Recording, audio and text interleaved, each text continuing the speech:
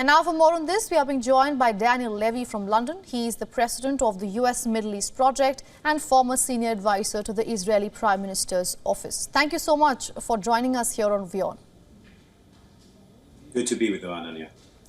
Now, this is Antony Blinken's fourth visit to Israel since the war began.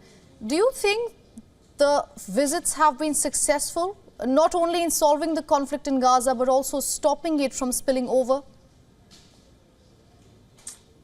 I'm afraid that if I were offering a scorecard for Secretary of State Blinken, who of course does not stand alone, this is the president, this is the administration, he'd be getting a big fail from me. I think the Americans set out their stall. They set out a number of goals. One was to stand with Israel. This is the only one that gets a tick. The others, as you noted, were to prevent a possible regional conflagration. We are closer to that now than at any point. Huge problem. We already see what's happening. Yemen, Red Sea, Houthis, Iraqi and Syrian militias, and of course, Lebanon. Secondly, to prevent a humanitarian disaster and civilian casualties. That has been appalling by any standards. The number of dead Palestinian children, just unparalleled in recent conflict. Number three, we haven't had the Israelis being held in Gaza released. So I think across those different measures, the Americans have come up with a very poor result in terms of investment of effort.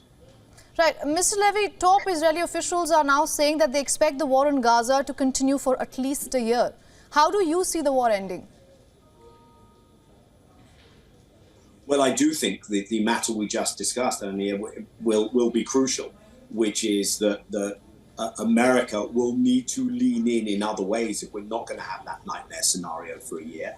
And I think as we enter winter in the Gaza Strip and the conditions Palestinians are living under, the kind of suffering is going to get worse exponentially.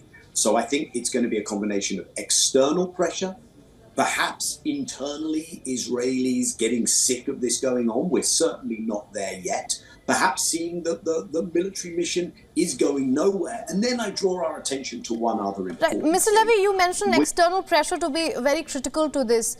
What kind of external pressure are you talking about? And do you think Israel would be on board with that?